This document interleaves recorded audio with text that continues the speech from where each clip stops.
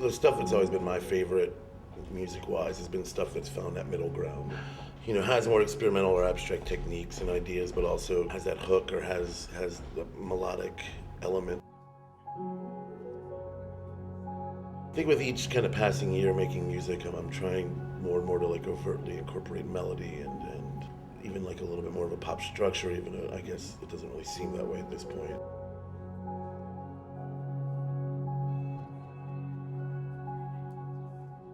I always thought of myself as more of a sound artist just because explaining it to my family. whenever I had stuff to the point where my mom wanted to hear it or my dad wanted to hear it or something, it's like, well, it's not music so much as you would understand it. So it seemed easier to say, sound artist. Or I guess at this point I consider myself a musician. I'm willing to like step up and say it, but there's just a certain point where I guess I couldn't deny anymore that I was trying to create, melody and music.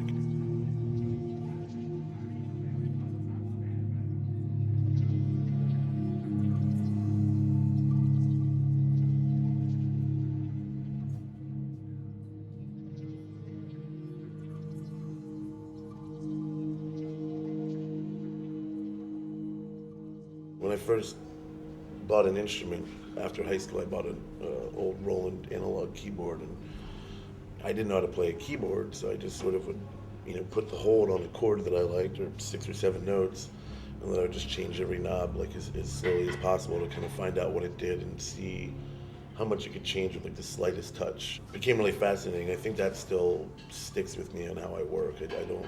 It's rare that you're going to hear a song of mine probably have a really quick jump from one thing to the next. Almost while you're listening to it, you don't notice much of a progression, but you can get to a certain part of the song and look back at where you started and be like, oh wow, we got all the way here, and it didn't really feel like that. It just kind of like this slow evolution.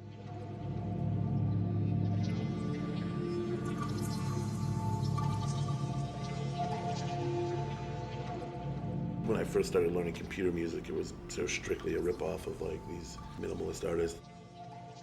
Stuff like Ryuji Ikeda and Pansonic and even like Bernard Gunter and some of the really super minimalist, like pure test tone kind of stuff, and then stuff like Finesse and stuff like trying to like, how do they do that? Getting these programs when I first got a computer and just being like, how's that sound made? And landing somewhere close enough where you're like, well, I'll stop there.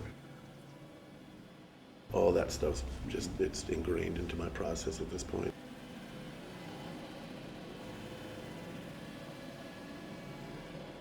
I think it's good to be a fan of a lot of stuff.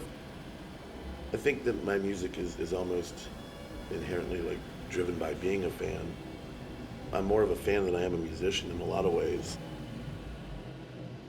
You can't drop your instincts, and cut out something you really love to give more to another side. I don't know if it works that way. I think there are a lot of great musicians and great bands that are music fans first and foremost. I'm sure that it all creeps in some way. I can definitely pick out moments, where you realize this tendency came out of liking this one thing.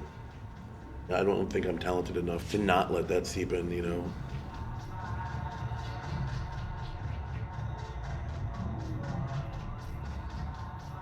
I've always loved like rhythm and sound and a lot of techno stuff that borrows from dub.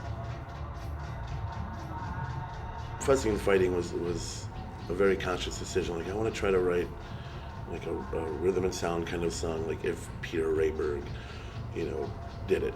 So like I'll just put everything way in the red.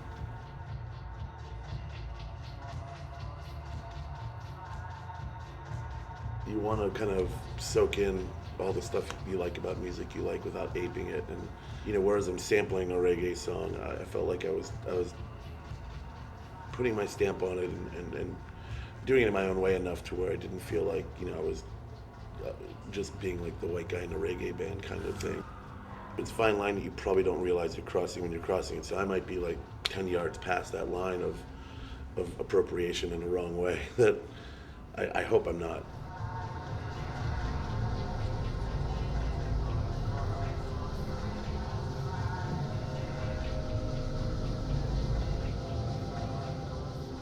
Doing the song, it's sort of taking these pieces I've worked on independently, these sounds, and then I try to just do it all live.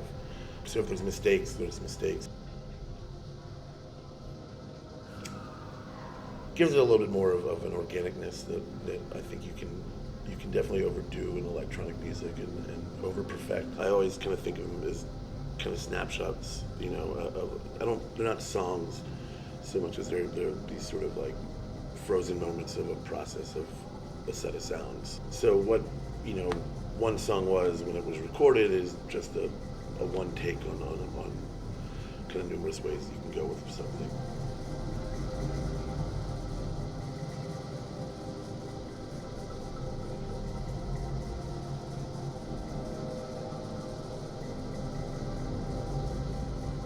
I'm understanding of the criticism of like live laptop music. It's not much to look at. You know, you're sitting there staring blankly at a screen, and you know you may or may not have projections behind you, which I do usually just so I don't feel weird. People staring at me, staring at this thing.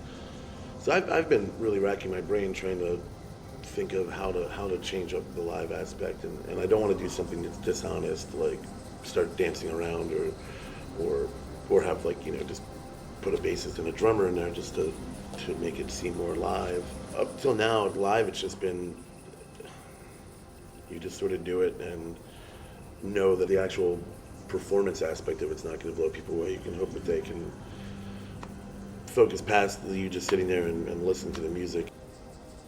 People are still really tied into a rock and roll performance kind of aspect, even when you're not playing anything remotely rock and roll. I understand why people have that. I just don't know how to fix it yet.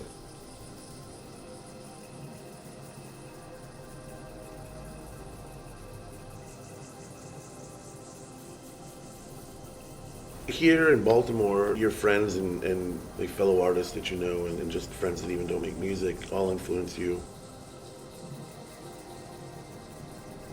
You sort of don't want to be caught behind almost, you know. It's not a contest, but it's just you catch that energy and you sort of like want to contribute that energy as well. There is just an absurd amount of talented people in the city across so many different styles of music in a really small place, you know, in small quarters, and everybody does know everybody. And you have friends who are in country bands, you have friends who are in like indie pop bands, noise musicians, and that vibe seems to really permeate here a lot more than just chasing after like a style.